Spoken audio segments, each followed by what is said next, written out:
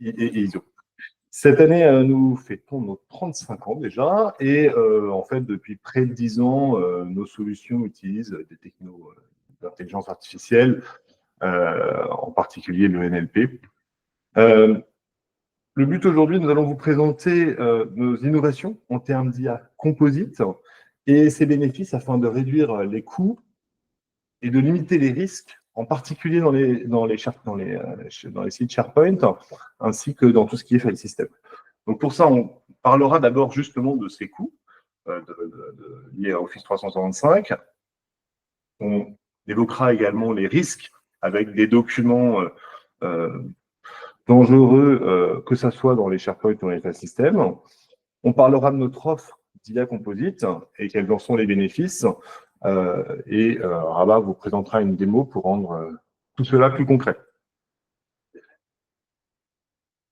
Donc, les coûts de SharePoint Online, plus précisément de Office 365. Alors, en standard, dès qu'une société fait l'acquisition d'Office 365, elle peut à ce moment-là utiliser SharePoint, Exchange et les autres solutions. Et par défaut, elle a le droit directement à, ça dépend du contrat, hein, mais on a fait des choses assez génériques, 1 Teraoctet par défaut et 10 gigas par utilisateur. Le coût au-delà de ce forfait sera de 20 centimes par gigaoctet et par mois. Ce qu'il faut savoir, c'est que Office 365, on le constate chez beaucoup de nos clients, c'est victime de son succès. C'est-à-dire qu'il y a une raison à ça, hein, les SharePoint permettent aux utilisateurs de verser dans la solution SharePoint sans avoir à saisir les métadonnées. C'est beaucoup plus simple que beaucoup de solutions que vous connaissez tous. Donc, beaucoup de nos clients nous font écho d'un succès grandissant de SharePoint qui est de plus en plus utilisé par quasiment tous les utilisateurs. Qu'est-ce que ça implique?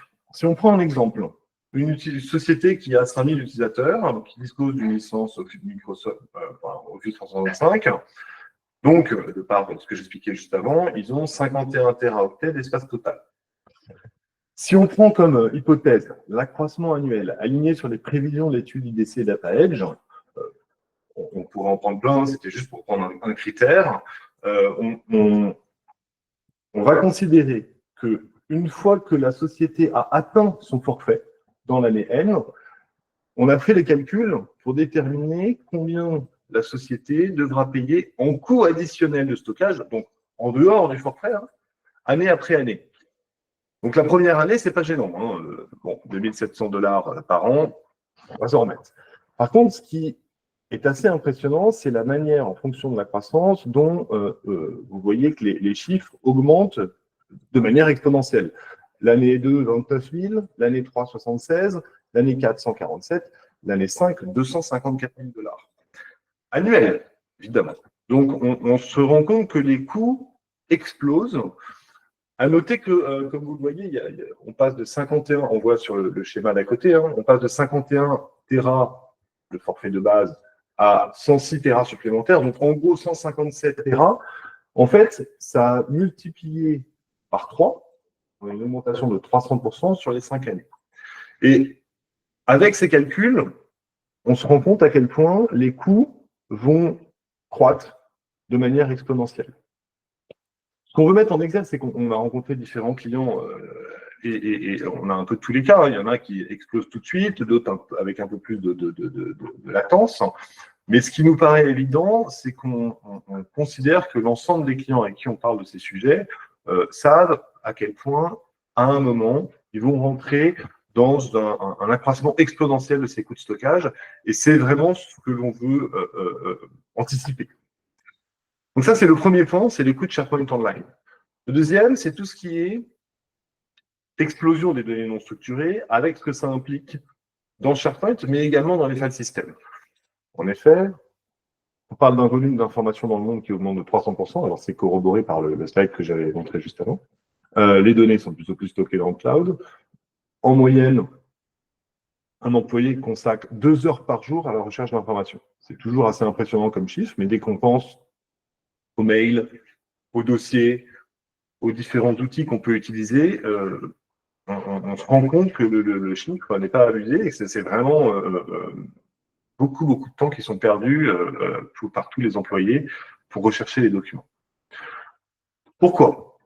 Parce que dès qu'on regarde, alors là j'ai pris plus l'exemple d'un file system, parce que c'est plus parlant, mais ça peut s'associer à beaucoup d'autres sources. Bon, déjà, on va parler quasiment, enfin, il y a 90% des données qui sont non structurées, donc tout ce qui est fichier, Word, PDF, Excel, PowerPoint. Je ne parle pas des 10% de données structurées qui, en général, ne posent pas de problème. Je vais plutôt m'apesantir sur ces données non structurées. Dès qu'on prend un file system, ou un FRAC, qui n'est pas suffisamment rangé, qu'est-ce qui se passe? Qu'est-ce qu'on retrouve dedans? On va avoir 15% de données business. Donc, les données business qu'on considère comme telles, ce sont des documents qui sont bien rangés, qui sont là où ils doivent être, dont les personnes concernées savent où elles sont, etc. Donc là, tout se passe bien. Après, on considère qu'il y a à peu près 30% de documents ROT.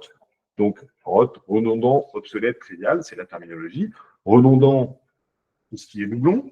Alors, des doublons avec un même nom ou avec un nom différent, ou des doublons texte, c'est-à-dire des doublons qui, par exemple, c'est le même texte, mais il y en a un qui est en point doc et après, il a été transformé en PDF. Voilà, donc des documents obsolètes, donc typiquement des documents qui sont dans un file system depuis plus de 10 ans. Personne ne sait ce que c'est. Et donc, ça peut poser question. Des documents, un document trivial, donc tout ce qui est les documents vides, les documents qui ne servent plus à rien. Il y a beaucoup d'exemples, je ne vais pas faire une liste exhaustive, c'est juste pour dire qu'il y a, ce qu'on veut dire par ces documents ROT, c'est que concrètement, on peut retenir que ce sont des documents qu'il faudrait supprimer. Et enfin, le plus important, parce que vous voyez que c'est plus que la majorité, 53% de dark data, donc des documents inconnus à l'échelle de l'organisation.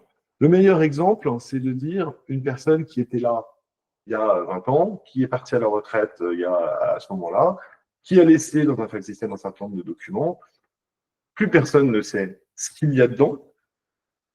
Certainement que des documents qu'il a laissés pourraient être utiles, mais je pense qu'une grande majorité de ces documents pourraient également être supprimés.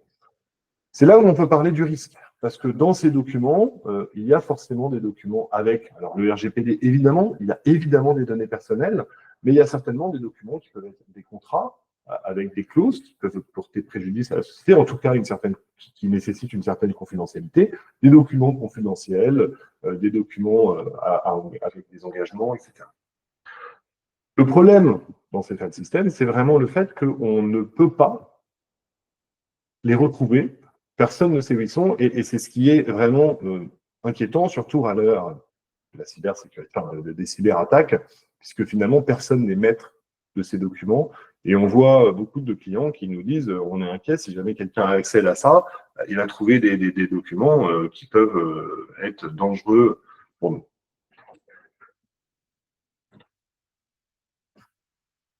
Qu'est-ce qui se passe? Comment on intervient, nous, et qu'est-ce qu'on va proposer? Les documents sont créés. Donc, comme on le disait, il y a différentes sources, Office 365, les file systems, enfin, vous le savez, il y a énormément de sources pour produire des documents. Une fois qu'ils sont créés, ils vont vivre leur vie. Et nous, là où on va intervenir, c'est pour permettre la classification de ces documents.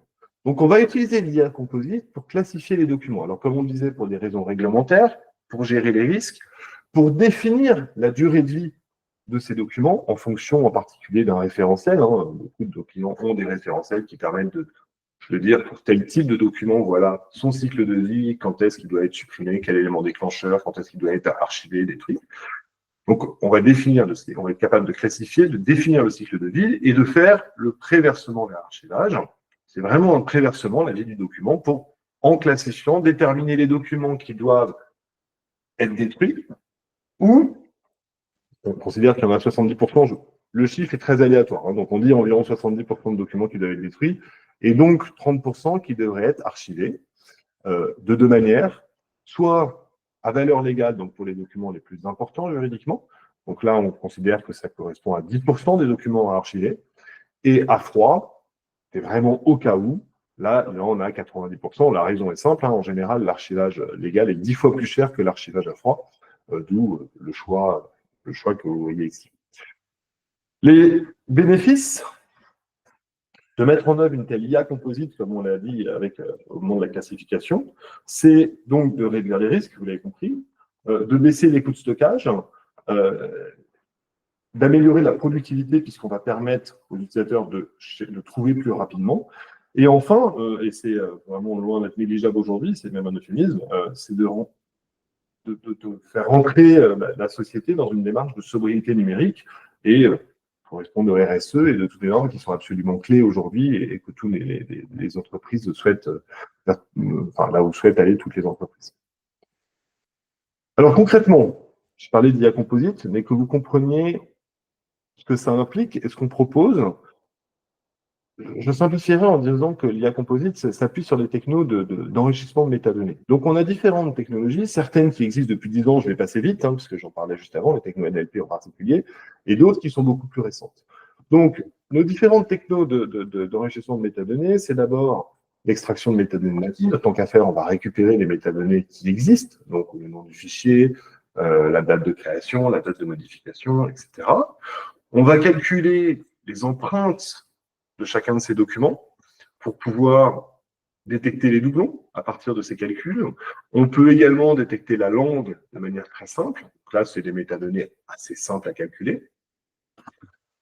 Là, on rentre plus dans l'intelligence artificielle sur lequel on a des vrais retours d'expérience, donc tout ce qui est extraction d'entités nommées, avec en particulier, on distingue deux types d'entités nommées. L'entité nommée qu'on appelle des expressions régulières, qui s'appuient sur des patterns. Donc, les meilleurs exemples pour bien comprendre ce que c'est tout ce qui est numéro de sécu, avec un numéro, plein de chiffres, mais qui, en fait, en lui-même, il y a un algorithme dedans qui permet de déterminer si ou non c'est un numéro de sécu. C'est également le cas de l'IBAN. Ça peut être le cas d'un numéro de téléphone. Voilà. Donc, tous ces patterns, on va pouvoir les reconnaître automatiquement. Là, j'ai parlé des entités nommées, des expressions régulières, pardon, expressions régulières standards, mais on peut également aller chercher des expressions régulières spécifiques. On a beaucoup de clients qui, par exemple, pour un numéro de contrat, vont dire que le numéro va être sous la forme, alors la forme diffère totalement, mais je dis n'importe quoi, ça peut être I20 et 3 chiffres, ou 5 chiffres, pardon. Donc I20 et 5 chiffres, ça veut dire que c'est un numéro de contrat et c'est la référence pour que la société puisse le retrouver facilement. Ça, c'est une entité nommée spécifique.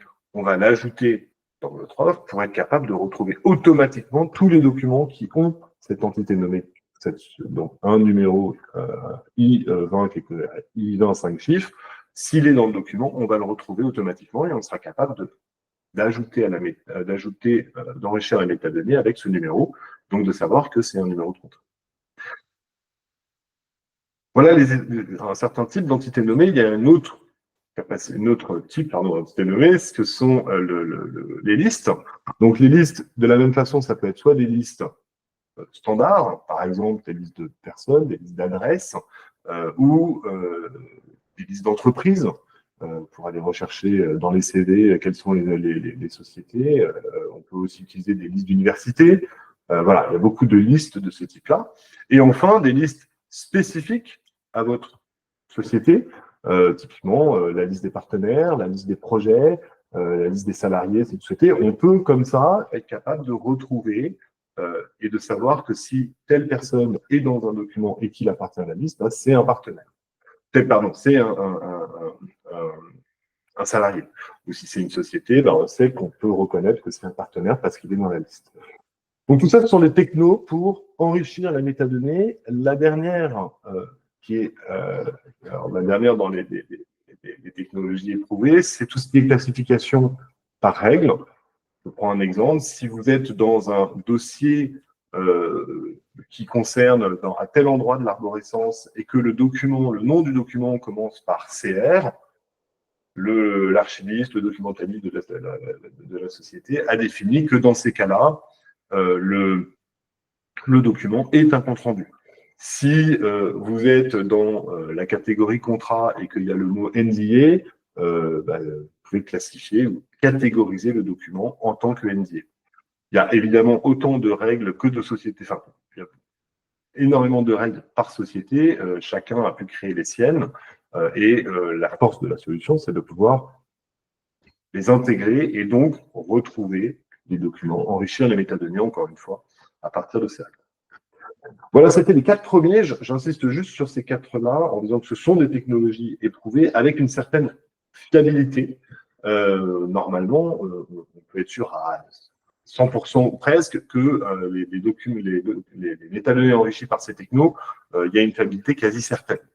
Les 2 suivantes vont aller plus loin, mais je reviendrai sur la structure de ce qu'on veut faire sur l'IA composite. Donc, la classification par apprentissage, en 2 mots, on vous donne 100 NDA, 100 contrats de partenariat, 100 contrats clients, 100 bulletins de salaire, 100 devis. Donc, la société donne à la machine, à la solution, ces documents en disant voilà les documents et voilà ce que c'est. La machine va à ce moment-là apprendre de ces documents et va utiliser des techniques de machine learning pour créer ces algorithmes afin de pouvoir les reconnaître. Ce qui fait qu'une fois qu'on a donné ces données, donné ce jeu de données, on va pouvoir après, si vous donnez un vrac à la solution, elle sera capable de reconnaître avec un pourcentage de confiance dans quelle mesure ce document est un NDA ou pas. Dans quelle mesure ce document est un bulletin de salaire. Et il pourra taguer ce document en fonction du taux de confiance qui a été défini. En effet, si le taux de confiance est à 99%, on peut considérer qu'on peut le taguer automatiquement. S'il est à 65%, il faut taguer, vérifier, peut-être passer par d'autres actions, etc. Mais on va pouvoir, grâce à ça, catégoriser, et donc, encore une fois, classifier, obtenir, faire un lien avec le référentiel pour gérer le cycle de vie de ces documents. Le dernier, c'est l'intelligence artificielle générative dont tout le monde parle actuellement, qui, c'est vrai, est assez impressionnante sur beaucoup d'aspects. On utilise cette techno qui est parfois un peu magique. Vraiment, c'est assez impressionnant. Je vous donne un exemple. On voit par exemple, si on donne un contrat, on est vraiment capable d'aller chercher directement les 2 parties prenantes du contrat avec un taux d'erreur très, très, très, très faible. Il y a comment dire, des cas d'usage comme ça qui sont assez passionnants et on voit tout ce qu'on pourra obtenir avec l'intelligence artificielle générative. On peut également chercher les points clés, faire des synthèses, aller très loin là-dessus. Ce qui est important, c'est de se rendre compte que toutes ces couches forment l'IA composite. On va au début plutôt privilégier les 4 premières couches, comme je le disais, parce que c'est fiable. Et puis aussi, un détail qui n'en est pas un, c'est que c'est quand même beaucoup moins cher en termes d'infra, c'est beaucoup moins gourmand en termes de ressources que l'IA générative. La classification par apprentissage, il y a peut-être, c'est un bon juste milieu, j'allais dire, mais c'est moins cher, mais il y a moins de certitude. Donc, l'objectif de cette présentation, c'est de faire comprendre que notre stratégie est de réussir à utiliser toutes ces solutions en parallèle pour permettre d'optimiser le coût, la recherche et l'enrichissement de métadonnées. C'est grâce à toutes ces technos, donc, que nous pourrons assainir votre information. Donc, assainir votre information, c'est-à-dire déterminer les documents votes. Vous avez bien compris qu'avec toutes les technos que j'ai présentées précédemment, on va pouvoir trouver quels sont tous les doublons. On va pouvoir trouver quels sont les documents qui n'ont pas été consultés depuis 10 ans. On va pouvoir aller trouver tous les documents qui sont vierges ou qui ont des formats illisibles. Voilà. Et on va pouvoir agir en conséquence. Agir, ça veut dire quoi? Ça veut dire transférer, convertir, supprimer, archiver. Alors, en l'occurrence, c'est assainissement, donc c'est plus supprimer pour le coup. Dans la deuxième partie, on va réduire les risques. Donc, on va aller chercher, en utilisant les entités nommées, en utilisant le fait que s'il y a un terme en particulier, par exemple, si c'est marqué confidentiel C1 dans le document, c'est une entité nommée, on va déterminer que le document est confidentiel C1, C2 ou C3, et on va associer le risque à ces termes. Il y a plein de manières différentes. Un document interne à ne pas diffuser, donc on va aller le rechercher, on va le classer d'une autre façon. Il y a beaucoup, beaucoup d'exemples, on pourra en donner plein en discutant avec la manière dont vous gérez les solutions, mais on est capable, grâce à ça, grâce à toutes ces technos, de déterminer tous les documents sensibles, engageants, confidentiels, évidemment les documents non conformes au RGPD et aller chercher dans la cartographie où on peut le trouver, Rabat le montrera juste après. Voilà, on peut également s'adapter à vos normes métiers spécifiques. Nos solutions peuvent s'adapter, enfin, vont s'adapter à chacun de vos cas. L'objectif de tout ça, c'est, une fois qu'on a assaini ou qu'on a réduit les risques, on va agir sur les documents. En l'occurrence, dès qu'on parle de réduire les risques, ça peut être très souvent de transférer le document à risque vers un SAE ou vers l'endroit adapté qui a été défini dans votre référentiel. Voilà, j'en arrive à la fin de cette présentation. Juste une phrase de Monsieur Florentin Dès, qui est le record manager de Bouygues Construction, qui expliquait, et c'est intéressant comme élément, de dire que quand il réalise l'archivage des SharePoint, c'est pas prendre les SharePoint et les transférer, puisqu'on a expliqué les impacts en termes de coûts, voire également en termes de risques. La cible qu'ils ont, eux, mais chaque société va définir la sienne, c'est 75% de destruction et 25% d'archivage. Et pour finir sur le dernier slide en 2 mots, avant de laisser la parole à Rabat, on a le livre blanc qui a été un nouveau livre blanc qui a été écrit par Nandine Lamriri, que beaucoup d'entre vous connaissent, qui est Comment l'IA réinvente la gestion des archives et du record management. Donc le livre blanc est en ligne depuis, je me tourne vers Daniel. Il sera en ligne aujourd'hui. Voilà.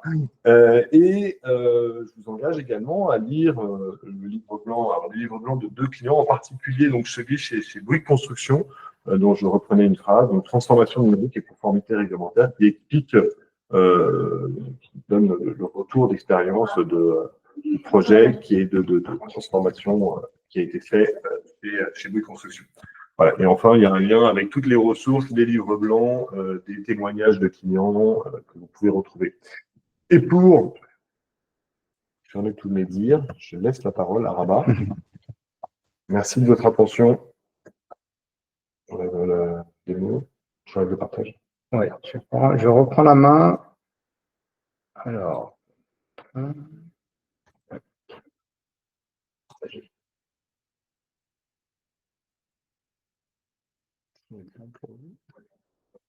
Ok, après oui, vous voyez mon écran, donc la lumière de connexion, c'est l'application Discover. Donc l'idée ici, c'est en 10-15 minutes de faire un tour d'horizon des fonctionnalités pour illustrer un peu ce que vient de dire Jean Blaise, pour tout ce qui est analyse de ce qu'on appelle nous les vracs numériques.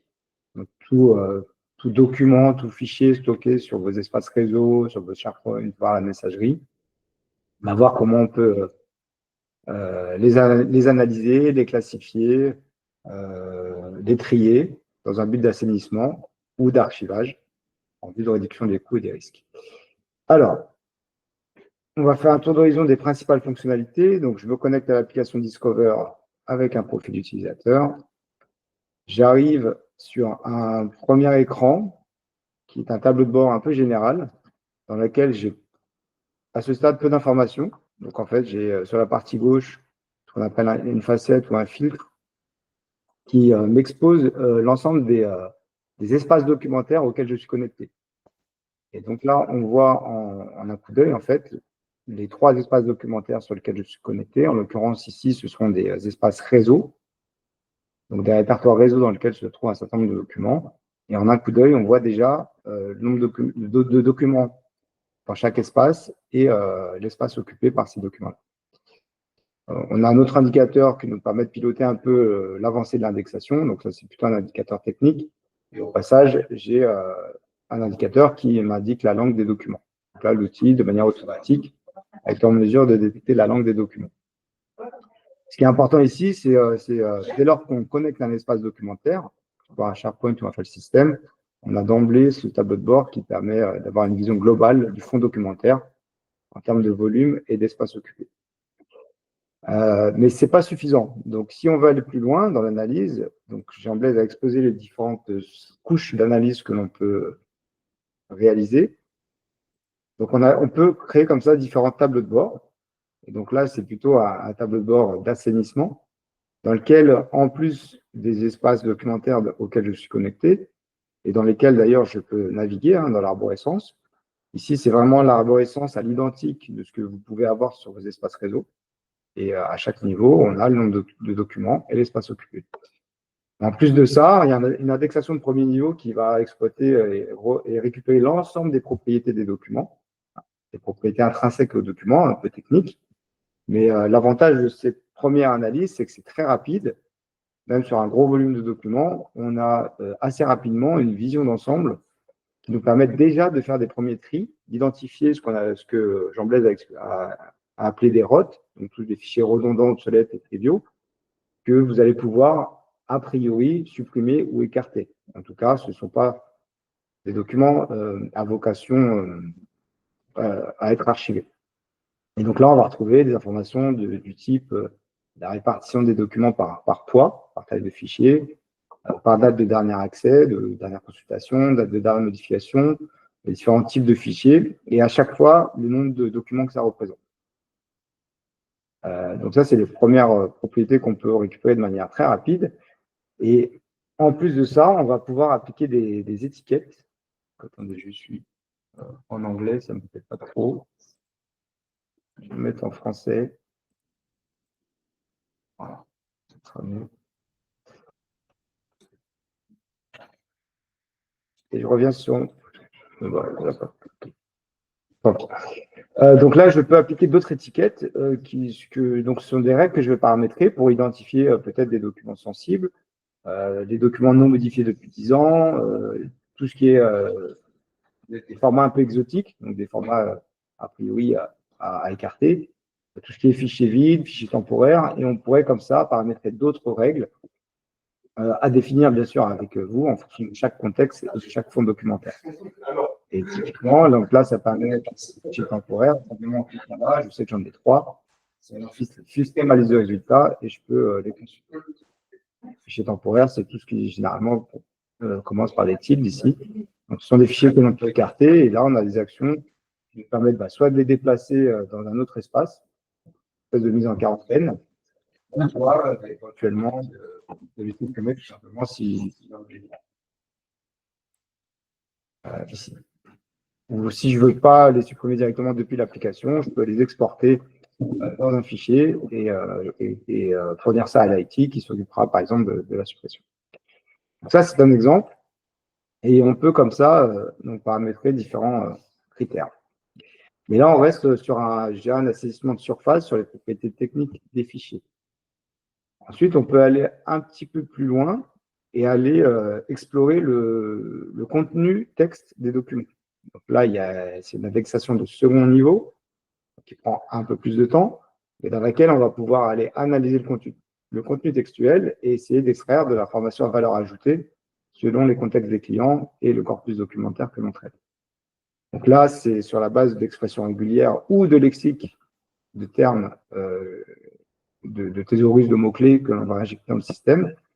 Et on va pouvoir comme ça aller extraire un certain nombre d'informations. Donc on a un autre tableau de bord éventuellement. Donc on peut construire comme ça autant de tableaux de bord que l'on souhaite.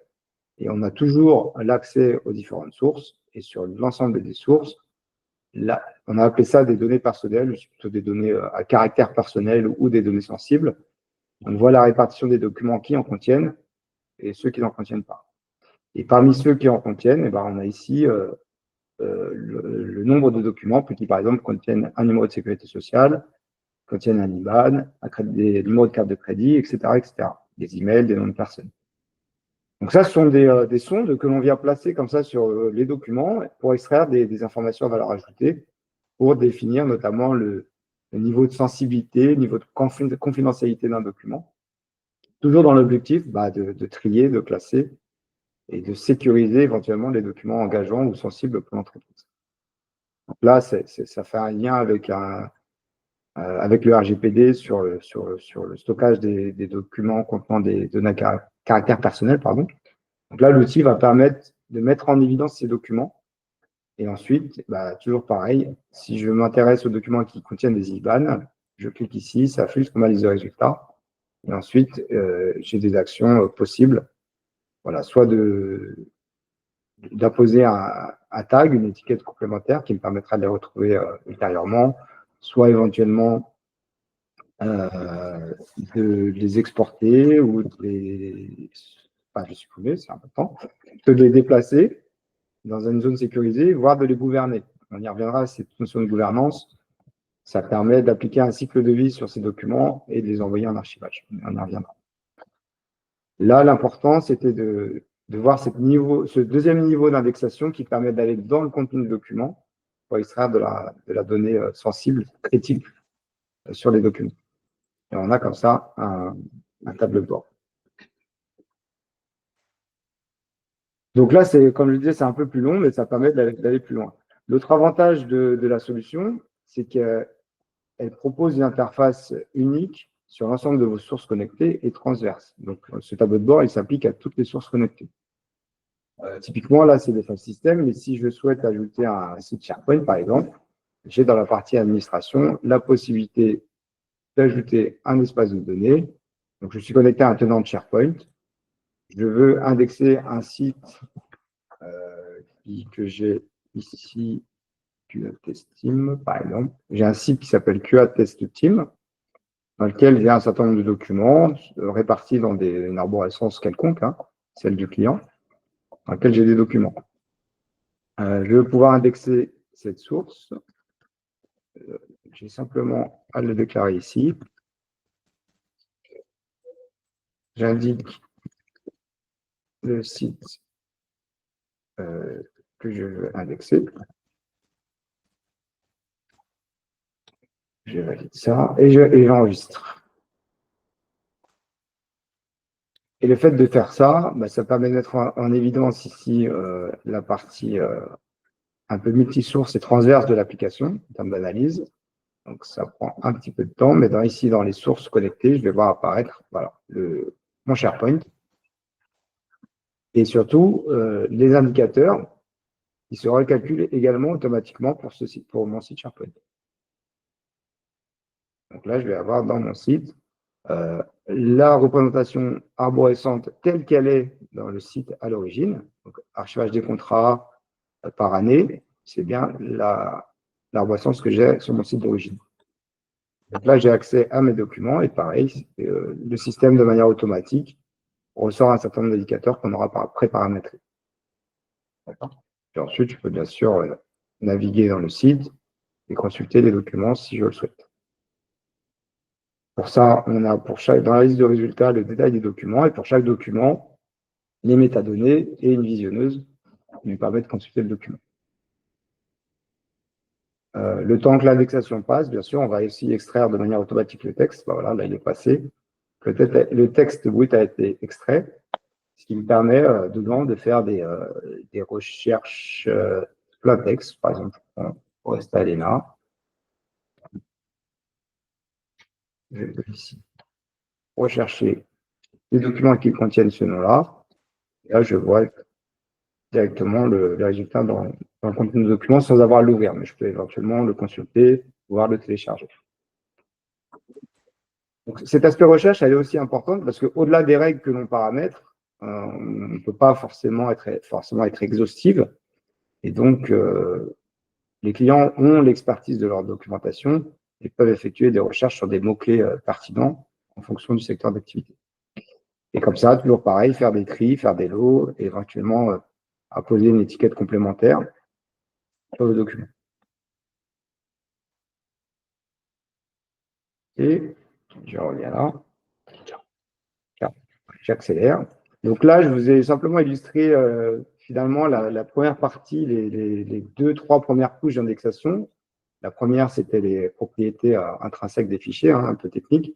La seconde, c'est l'analyse des contenus documentaires et l'extraction d'entités nommées via des mots-clés ou des lexiques.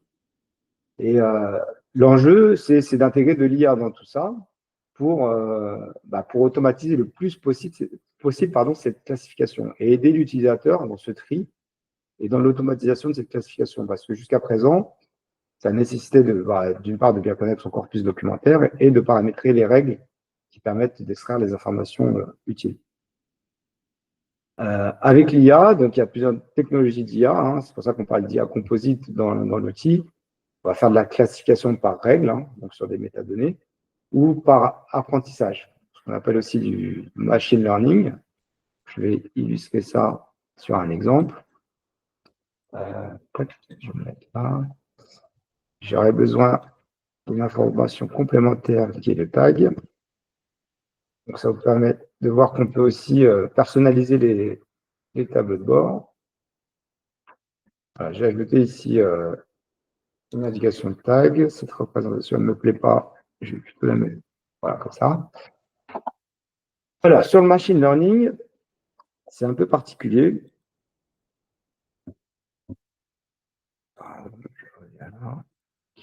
Voilà. On a besoin ce qu'on appelle, nous, un learning set. C'est d'un échantillon de documents déjà typés. Et donc là, c'est ce que je vois dans cet échantillon. J'ai 313 documents répartis selon ces catégories.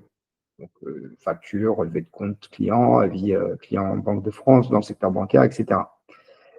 Sur la base de cet échantillon, de documents déjà classés, le système va apprendre de lui-même. Donc, il va analyser l'ensemble des contenus documentaires et il va faire un algorithme basé essentiellement sur des statistiques. Il va essayer d'apprendre ce corpus documentaire.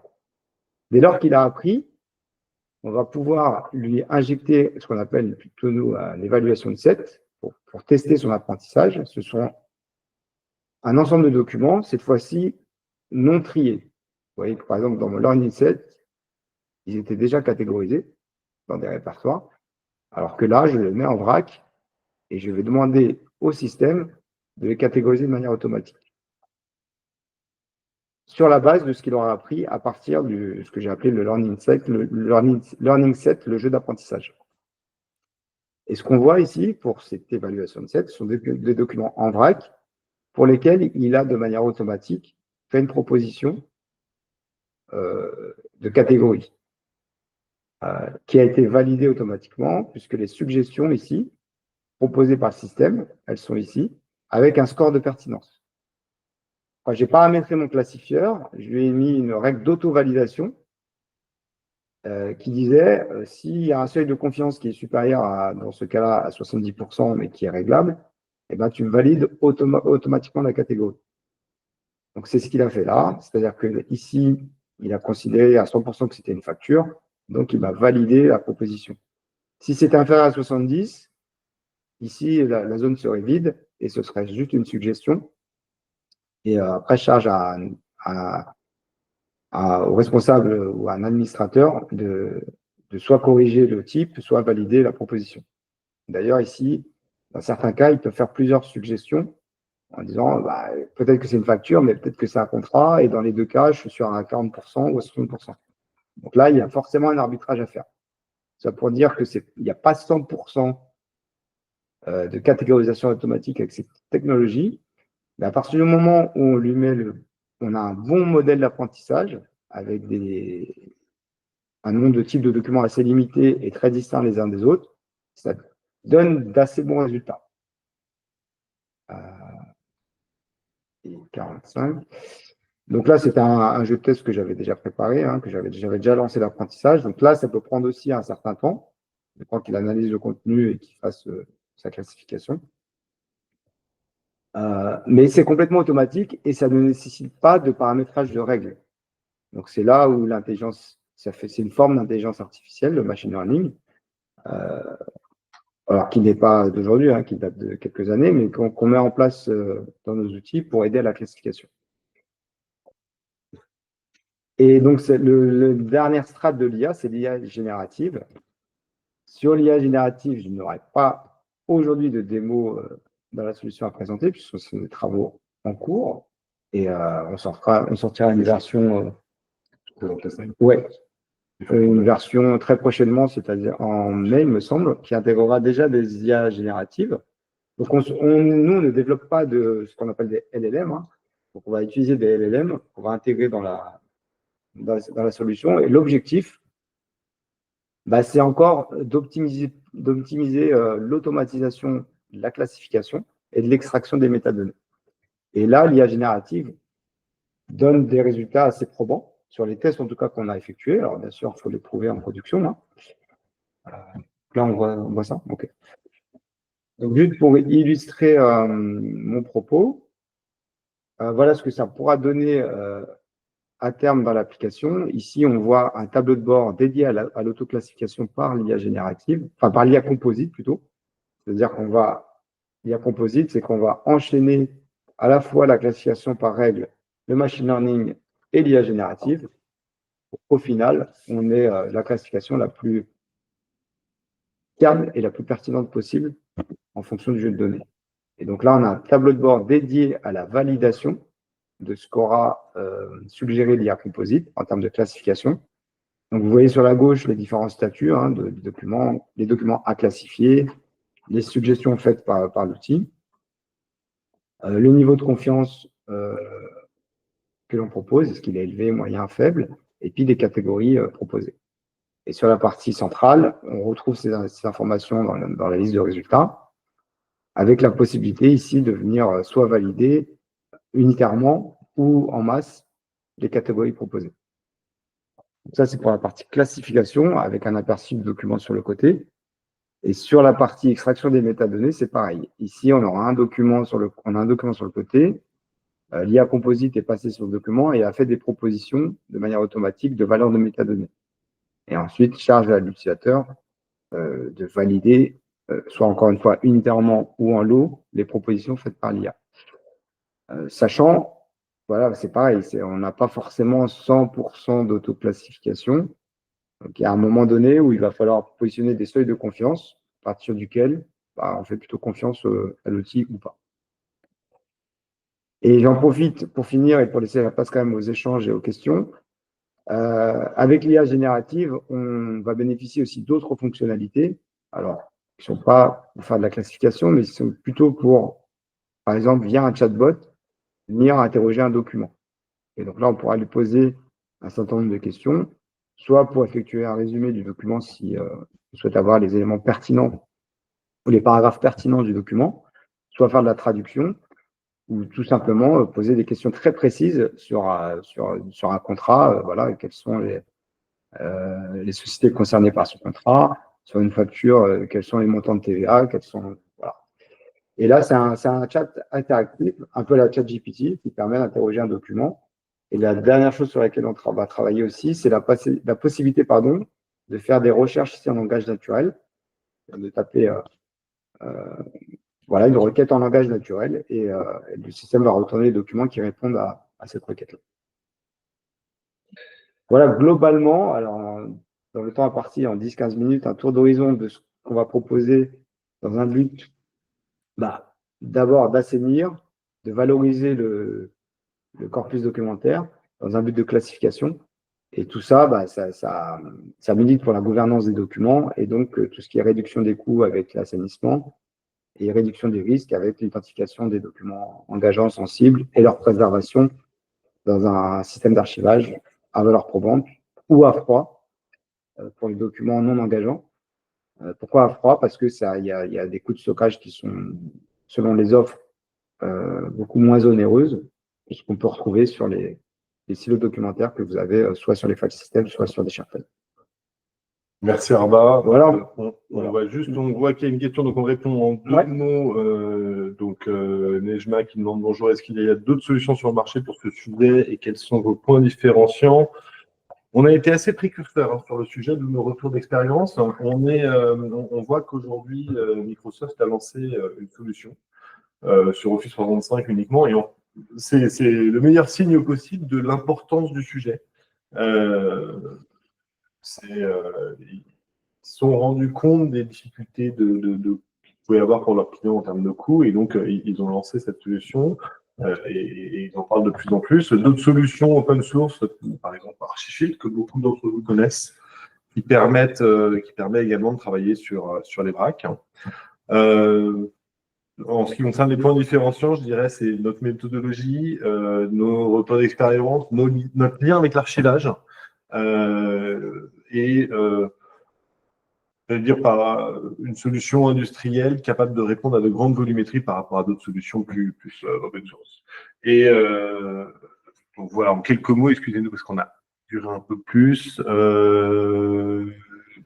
Une question: qui doit préparer les ensembles d'apprentissage, le client ou l'éditeur ou l'intégrateur? Ça, c'est une bonne question. S'il est existant, ce n'est pas toujours le cas. S'il est existant chez le client, c'est bien. On va s'appuyer dessus. Sinon, effectivement, l'autre option, c'est de le construire. Et là, c'est plus ou moins difficile selon les clients, selon le corpus documentaire. Et si c'est vraiment pas possible, eh ben, ça va être au fil de l'eau. Lorsqu'on va, soit via des règles, soit de manière manuelle, catégoriser les documents, bah, ça va de manière automatique, enfin, selon le paramétrage qu'on aura fait, intégrer le corpus d'apprentissage et faire comme ça une boucle d'apprentissage en continu. Parce qu'on considère que lorsqu'un document est validé par un humain, notamment sa typologie, on va considérer qu'elle est fiable. Et si on l'active, ça va faire partie du jeu d'apprentissage. Donc, le jeu d'apprentissage va s'enrichir comme ça avec les nouveaux documents qui sont classifiés. Donc, soit il est existant chez le client, auquel cas on s'appuie dessus, soit il faut le construire, ou soit il se construit naturellement au fil de l'eau avec les typages que les utilisateurs peuvent faire. Voilà, il y a également, bonjour Agnès qui demande si on peut participer au test d'IA générative en fournissant un corpus. Avec plaisir, évidemment. Donc, on va vous recontacter. Merci de votre réponse. En moyenne, combien de temps pour traiter un vrac? Alors, c'est très subjectif, évidemment, parce que ça dépend beaucoup de l'état des vracs. Est-ce qu'il existe des règles de nommage? Est-ce qu'elles sont appliquées? Souvent, elles existent, mais elles ne sont pas assez souvent pas appliquées. Est-ce que l'arborescence permet un système de classement bien pensé? Est-ce que donc, les documents sont classés dans cette arborescence? Enfin, est-ce que vous avez des référentiels de gouvernance? Enfin, il y a beaucoup de choses. Est-ce qu'il y a eu une réflexion là-dessus? Parce que ça fait partie, comme on l'a expliqué, des technos indispensables. Donc voilà, c'est compliqué de répondre à une question comme ça, mais si on doit, on a une démarche, on a créé une démarche justement qui implique un premier audit et un traitement pour un vrac de 1 Tera, file system et ou SharePoint, qui permet de traiter ce vrac, de faire un audit et de le traiter en 2 mois maximum, avec une charge de entre 15 et 20 jours. Voilà. Et puis après, évidemment, on peut aller beaucoup plus loin. On a des clients qui vont beaucoup plus loin que 1 Tera, mais ça permet de vous donner une idée. Et une fois qu'on a fait ça, on va traiter en quelques mois des vracs beaucoup plus importants. On peut traiter un stock, mais on peut également, au fur et à mesure, traiter le flux des documents. Voilà, pardon, on a été un peu plus long que prévu. Voilà. Mais c'est intéressant. Merci. Il y a d'autres questions ou pas? Non, pas d'autres là. Pas d'autres questions. Ok. Est-ce que vous avez des questions avant que l'on termine la session? On a déjà bien duré 10 minutes de plus, donc on va tous vous remercier. Et puis, bien évidemment, nous sommes à votre disposition. Le livre blanc sur l'intelligence artificielle est en ligne et on est à votre disposition. Vous pouvez nous contacter via Daniel ou via notre site si vous avez n'importe quel sujet et si vous voulez qu'on vous fasse une présentation plus personnalisée, on est bien entendu à votre disposition. Merci Rabat, merci Daniel. Merci. Merci à vous et merci de votre participation. À bientôt. À bientôt. Au revoir.